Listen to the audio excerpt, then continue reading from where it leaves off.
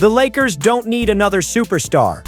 They need revenge, and Deandre Ayton might be the perfect one to deliver it.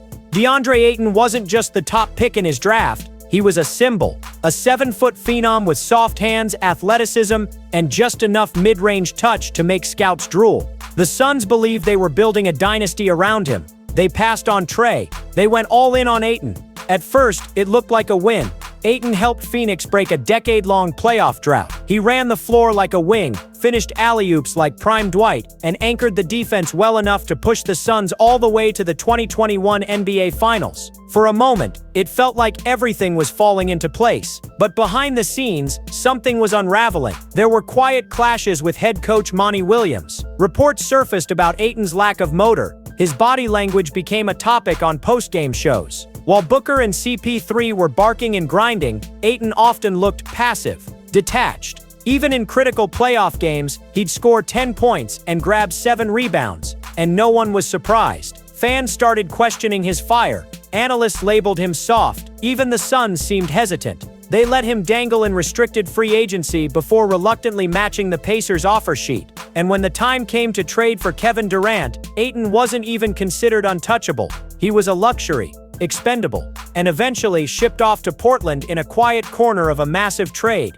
No press conference, no farewell tribute, just a fading memory of what could have been. And for a while, it felt like the NBA had moved on. Ayton went from finals starter to background noise in less than 2 years, forgotten by the league, mocked by fans, overshadowed by the stars drafted after him. But now, the whispers are getting louder, because Deandre Ayton may be down, but he's not done. And the next team he joins could be the one that unlocks everything we thought he'd become. And it just might be the Lakers. When Anthony Davis left for Dallas, it wasn't just a trade, it was a warning. The Lakers had just lost the one player holding their defense together. Say what you want about AD's health history or offensive inconsistency, when he was on the floor, the paint was protected, shots got altered, drivers hesitated. There was structure, identity, a sense of control, and the second he was gone, all of that collapsed. The Lakers didn't have a backup plan. They had placeholders. Jackson Hayes was athletic but raw,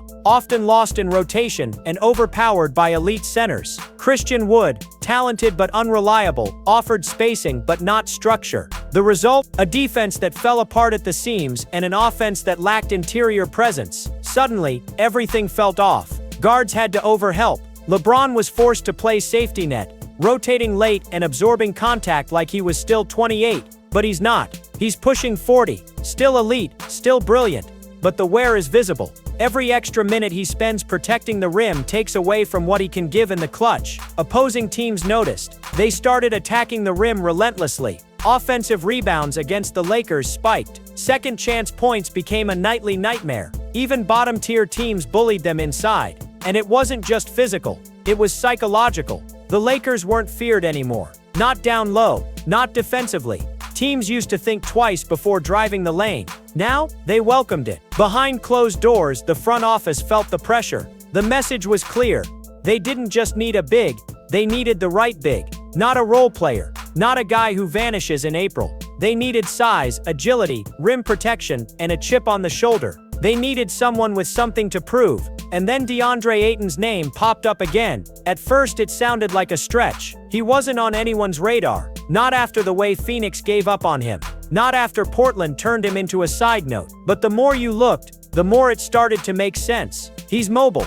He can stretch the floor. He's still only 26. And most importantly, he's desperate for a second chance. The kind of chance Los Angeles could give him. At first it sounded like background noise. Just another name tossed around in the off-season rumor mill. But then something shifted. Quietly under the radar, Deandre Ayton started popping up in front office conversations. And not just anywhere in Los Angeles. Insiders close to the Lakers camp began mentioning Ayton as a name to watch. Not a free agent, not a done deal, but very much in play. It wasn't flashy, it wasn't viral, but the whispers got louder. Behind closed doors, Rob Pelinka is reportedly intrigued. Not because Ayton is a perfect fit, but because he might be the right gamble at the right time. The logic? Simple. Ayton's trade value has never been lower. His contract, once seen as an overpay, is now relatively manageable for a starting caliber big, and with Portland still in the middle of their retooling phase, they're listening. Not shopping him aggressively, but not shutting down calls either. That's where the Lakers come in. They have expiring contracts, they have mid-tier assets, and they're one splashy move away from recentering their entire rotation. A front court built around Ayton, rejuvenated, refocused, and LeBron with spacing and tempo could be something dangerous, something different. Even local LA media started picking it up. Talk shows hinted at a surprise name the Lakers were vetting. Social media picked up leaked workout footage of Ayton in LA, fueling speculation, and fan forums lit up with mock trades and debates over whether Ayton could actually thrive under the Hollywood spotlight. And yet, through all the noise, Ayton stayed quiet. No denials, no quotes, just silence, which in today's NBA says everything. Because if Ayton wanted to shut the rumors down, he would've. On paper, they're total opposites. LeBron James, one of the most vocal, intense, legacy-obsessed players in league history. Deandre Ayton, quiet, low-key, and often accused of lacking killer instinct. But beneath the surface, there's something surprising going on, because if you look closely, LeBron has never once publicly criticized Ayton. In fact, he's done the opposite. During the Suns' finals run in 2021, LeBron praised Ayton's footwork and touch in a rare post-game tweet, calling him a future problem in the West. That may not sound like much, but LeBron doesn't hand out compliments for free. And when he does, it usually means he sees something he can work with. Multiple league insiders have noted over the past year that LeBron respects Ayton's skill set more than people realize. Not necessarily as a star, but as a piece. A big man who doesn't need the ball, can finish lobs, hit mid-range shots, and play within a system. In other words, someone who won't clash with Bron's floor control, but enhance it. More importantly, LeBron's style needs a big like Ayton. Why? Because LeBron's game at this stage is all about pacing, spacing, and precision. He doesn't want a post-up heavy center clogging the paint. He wants a big who can run in transition, stretch the floor when needed, and clean up missed shots without demanding touches. Ayton fits that mold better than most of the names available right now. Clint Capella, can't shoot. Nick Claxton, undersized and still developing. Steven Adams, injuries piling up. Ayton, still mobile, still skilled, still just 26, with room to grow, especially under the guidance of a veteran like LeBron. And sources close to the Lakers' locker room say Bron sees the potential in Ayton the same way he once saw it in a young Tristan Thompson. Not flashy, not loud, but valuable if the buy-in is there. And that's the gamble. Because LeBron doesn't just want talent, he wants trust. And with AD gone, the margin for error is shrinking fast. Ayton might not be a superstar, but LeBron doesn't need one. He needs someone who's ready to run through fire, and maybe, just maybe, Ayton's finally ready to burn. Not everyone's buying into the Ayton revival. The moment his name got linked to the Lakers, critics pounced. ESPN panels laughed it off. FS1 talking heads questioned the front office's sanity.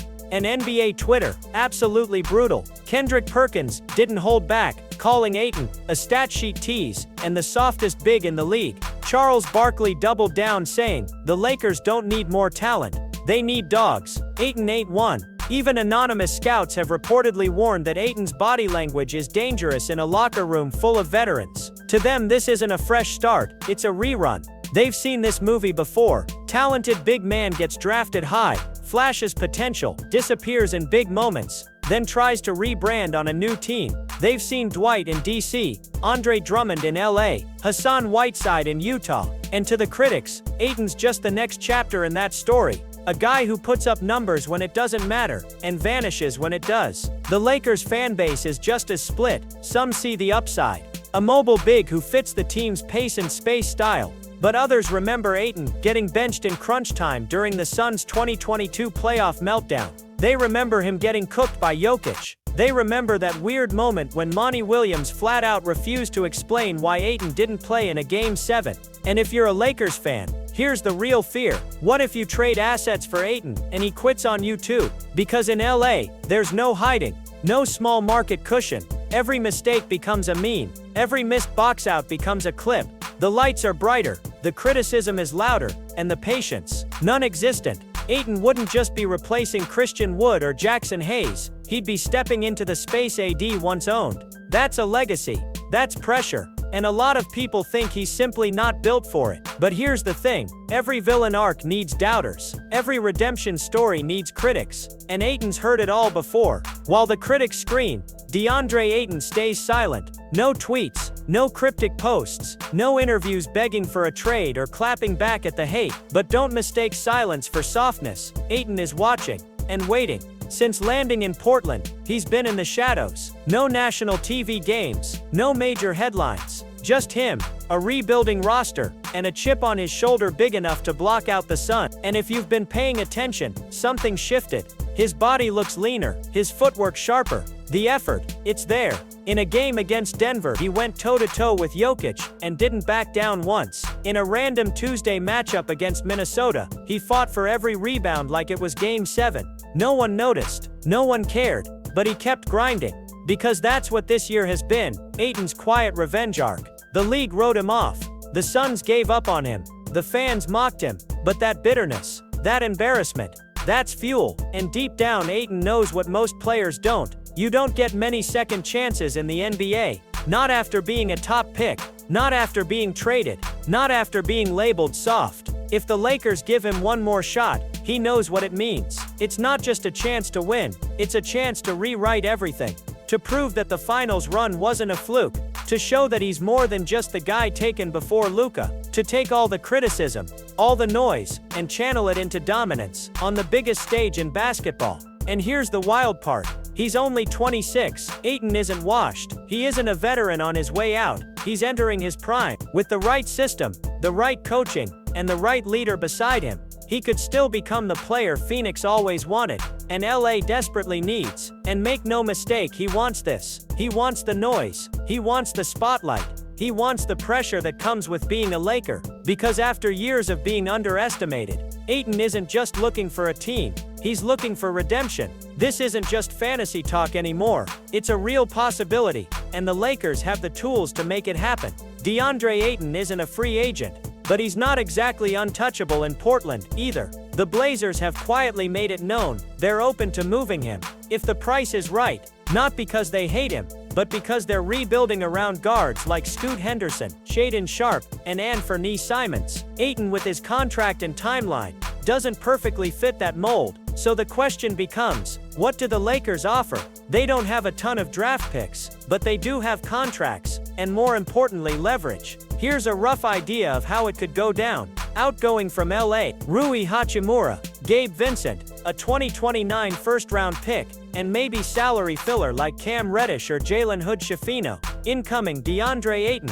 If Portland wants younger pieces and flexibility, that deal gets them expiring contracts, a solid rotation wing, and a valuable future pick. Still too pricey. Enter the three-team deal. Lakers send Rui and Vincent to a third team with cap space, say Charlotte or Chicago, and reroute picks and filler. Portland gets what it wants, assets and flexibility. The Lakers get their big man, and everyone walks away smiling.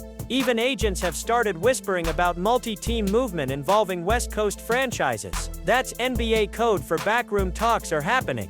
And the Lakers have a pattern. Remember how fast the Rui deal happened, or how quickly D'Lo returned last time. Rob Pelinka doesn't leak much, but when he strikes, it's usually out of nowhere. Quiet buildup, sudden impact. Multiple insiders believe Ayton is one of the few names the front office has circled in red, not just as a fallback, but as a potential centerpiece. Because if the Lakers are serious about staying competitive in the post-AD era, they don't have the luxury of waiting on projects or overpaying for declining veterans. They need someone young, mobile, and under control financially. Ayton checks every box. All it takes is one call. If the Lakers land Deandre Ayton, it's not just another roster update. It's a power shift. Let's start with the basketball side. A locked-in Ayton next to LeBron instantly transforms the Lakers' identity. You go from undersized and inconsistent to long, mobile, and dangerous. Suddenly, the paint isn't a weakness, it's a weapon. Ayton gives you rim protection without sacrificing spacing.